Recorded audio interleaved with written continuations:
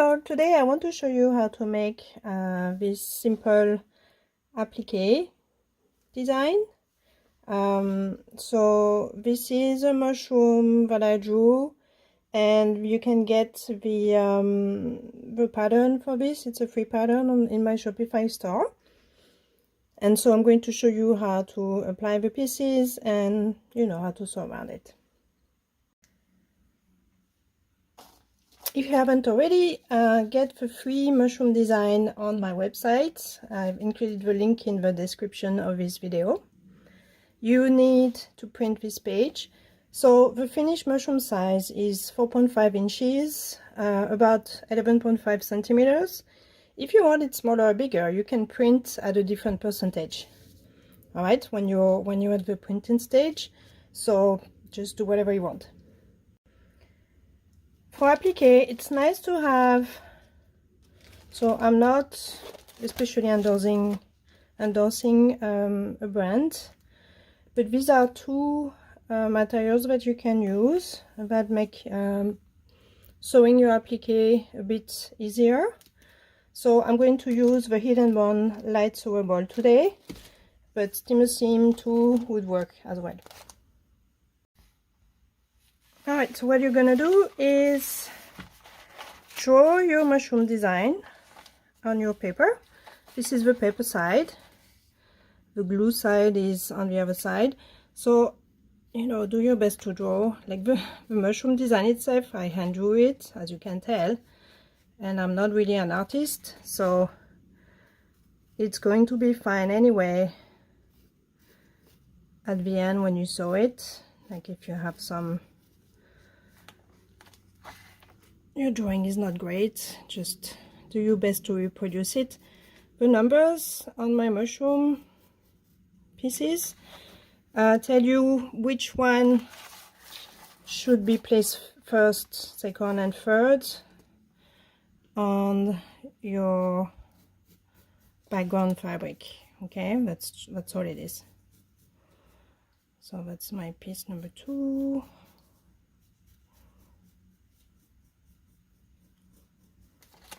And piece number 3.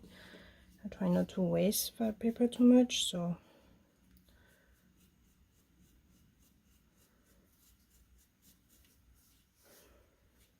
once you're done drawing, you're going to cut them, but don't cut on the line. Cut, leave a little bit, just like 1 millimeter around, or 1/8 of an inch, okay? For cutting, I just leave a little bit around. This way, when you cut your fabric, you can cut it very precisely.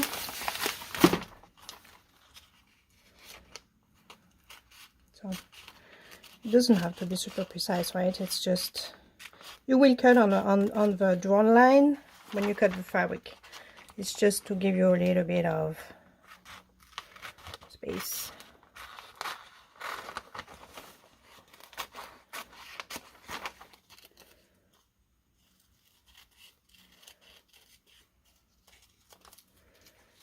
Go.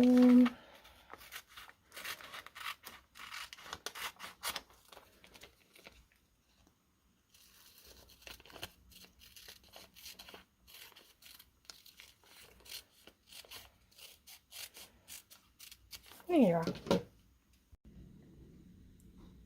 This is what you need next. So I chose an Essex linen for my background, the fabric I'm going to put the applique on.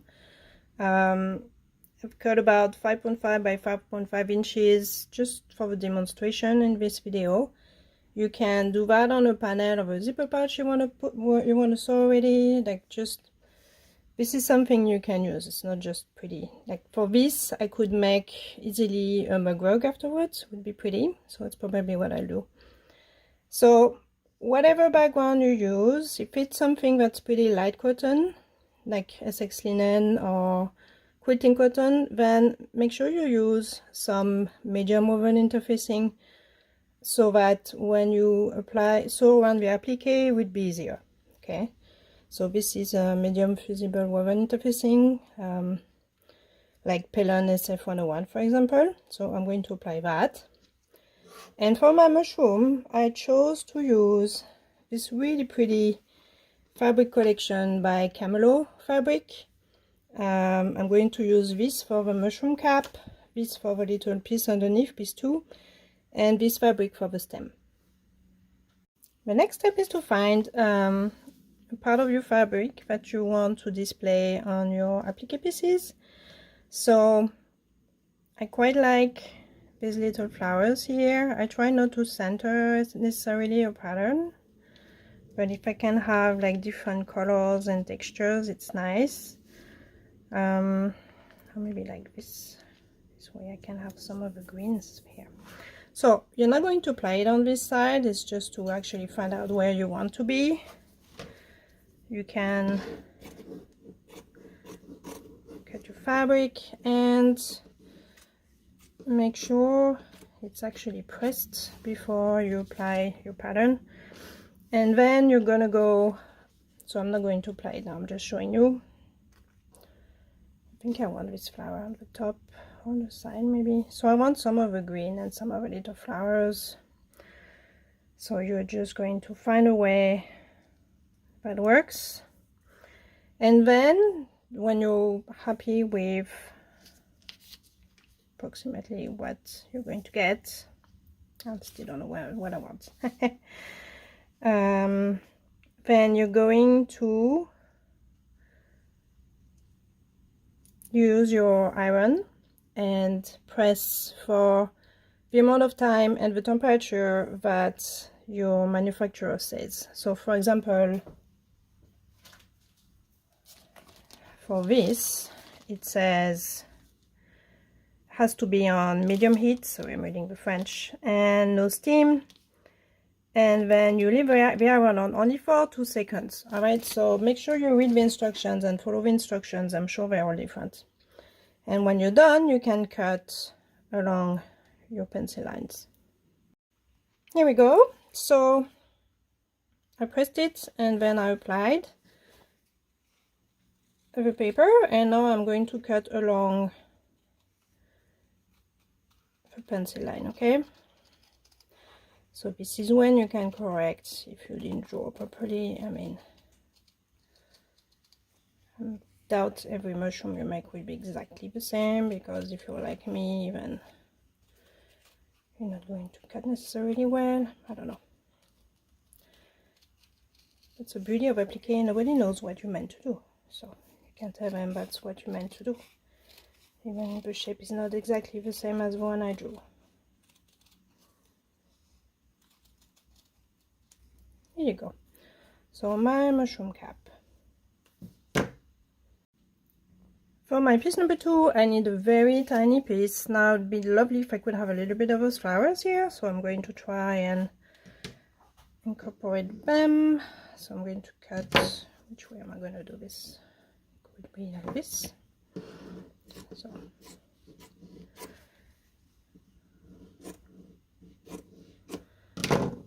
I'm going to press it first, and then I'm going to apply my paper piece on the back. Okay, always on the back. Here we are, and now same thing, I'm cutting it. So for this one, try to be a little bit more precise so that it fits the mushroom top. But if it doesn't, you can always, you have some wiggle room. You can always recut them to match. If you didn't cut the curve exactly the same, I mean. Here we go.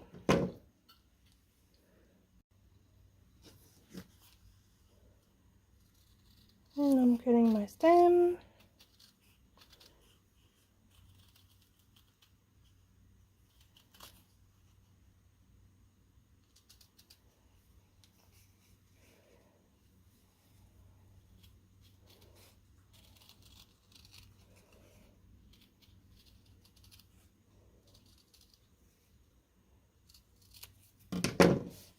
Here we go. So before you do anything else, I suggest you actually try placing your mushroom pieces on your fabric. Do not glue, do not remove the backing paper yet, just don't. just check that you're going to be happy with how it shows. So if you want a straight mushroom, make sure that you tilt your top like this, for example. So make sure you check that everything fits, and if you need to cut a little bit some of the pieces because they don't match, because you know, cutting, I'm guilty of that, then just cut it. Okay, so I'm pretty happy with this. So now I know that my cap has to be slanted like this. So now you remove the backing, the paper backing. So it's a little bit annoying to do, but it works eventually. You can use your nail, you can use a sharp tool. It's going to work, but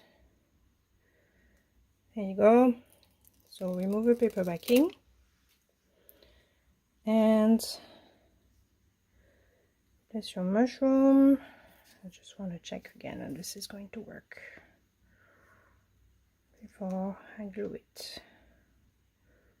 So it's a little bit too much on the side.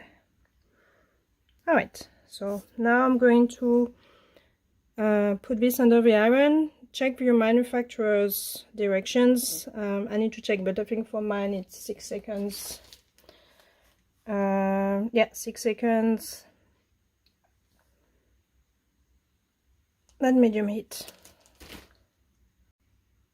There you go, it's bonded. So I'm going to do the same thing with the other two pieces. Here you go. And so this one, actually no, I can't. It has to be this way. And I need to put my glasses back on because I can't see anything again. There you go. So you can overlap a little bit if you need to. It's good if you don't have too big of a gap. And the last piece is going to be on top. Make sure it's centered. Alright, I'm happy with it, so I'm going to iron it on. Here we are. So now it's time to go to the sewing machine. For this I'm using my Juki DX7. I'm going to show you. And okay, this is not the stitch I'm going to use. I can show you, there's a lot of different stitches you can use for applique, so I'm going to show you in my book the ones that would work, I think, but I'm really not, like, I'm a beginner applique myself, so I'll show you. I've been using the satin stitch, which is here, so it's this one. A little bit of a less wide stitch because it's a small piece, but not too much, not too small, because then it's harder to make it really right. Oops, sorry, I'm trying to, so it's 2 millimeters wide, and the stitches are very close together so that you get a really nice line. I'll show you. So this is what a satin stitch looks like. It's I find it's easier if you're a beginner because, I mean, obviously it's not perfect, like you have to take your time, especially on the curves, but at least it's easier to get both fabrics within the seam, I find, but there's other stitches you can use. My machine has this stitch, which is called, well, I mean, there's a number to it. That would be pretty for applique. You can also use a zigzag stitch. It will be wide. Sorry, it will be wide, and it will make sure that you keep everything within the line. But that's another one you can. So my machine has a lot of stitches that would work. Anything decorative. I think there's a blanket stitch somewhere that would work, but anything that basically binds your two different fabrics would work, right? Okay, so to start, I make sure that I put my needle down. I make sure that my needle is exactly where I want to start, and you do have to backstitch. Okay, so make sure you use your backstitch option. for starters. And make sure you're centered. There you go. So now take your time. Make sure that your needle goes on both fabrics. The satin stitch is nice because this one is centered on my foot. I'll use a transparent foot if your machine has one, because then you see exactly what's going on. And you see I'm not going fast. In terms of threads, I use polyester threads. That's from Gutermann Sew All. I'll show you after. It's you probably could use cotton thread too if you're a quilter. I mean, there's no reason why. You don't need something very durable, right? So cotton thread will work too. But because I'm a bag maker, that's what I'm used to use.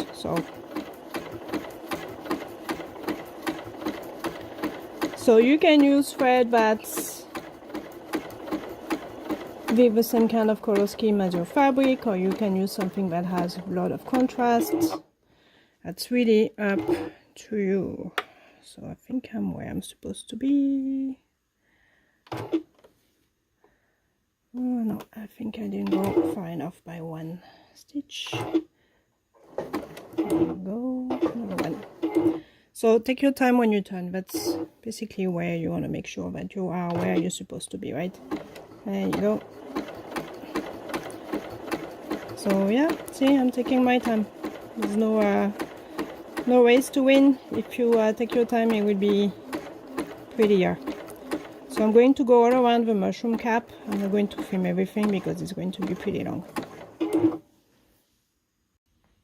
Alright, so I'm back at the other side of the cap. Now I'm going to go around the white, but I'm going to stop at the stem. So here I'm going to do a back stitch, then I'm going to start again on the other side of the stem, back stitch here, come empty here, and back stitch here.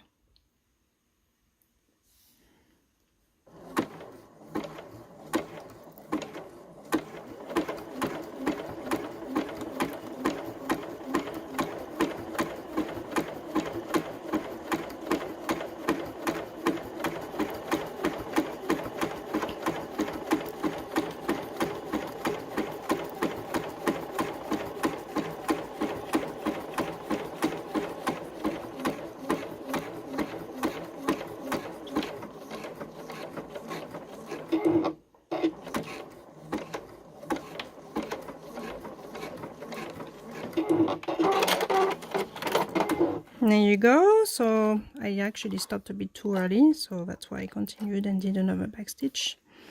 And so I stopped here, and I'm going to start.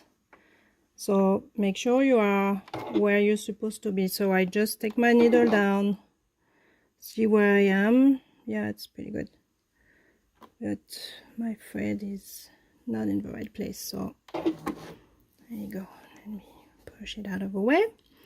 So this is good. I'm where I'm supposed to be. I'm going to back stitch now, and I'm going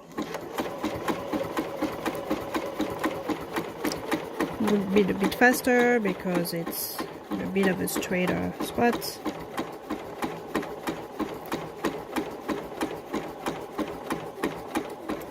And be ready to back stitch. I want to see where I am. Maybe I didn't go. Yeah, I could do maybe another stitch here. So there you go.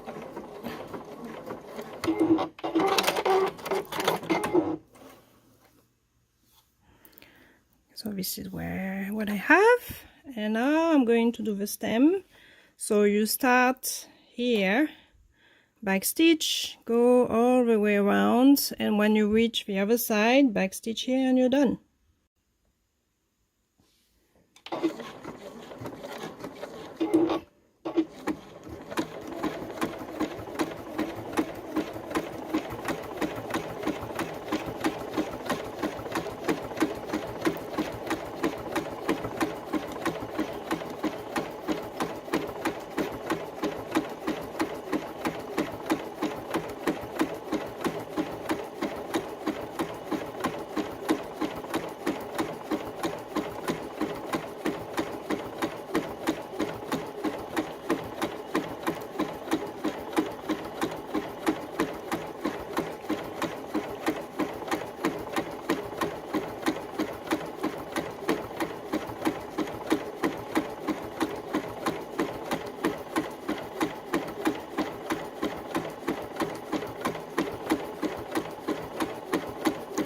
So take your time. Basically, it's not a race. If you're a beginner, you want to practice on little scraps of fabrics like this, because honestly, you're going to make mistakes. It's pretty much a guarantee. See, I didn't. There you go.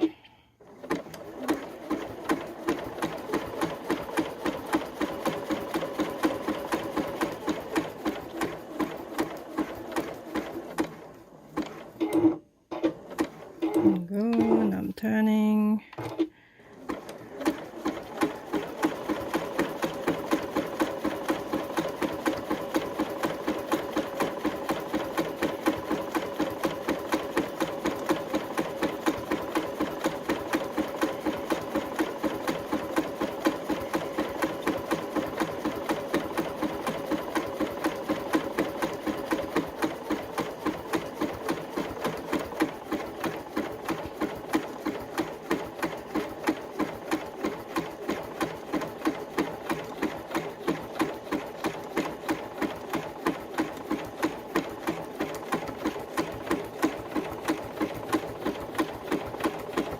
Alright, be ready to backstitch, so slow down,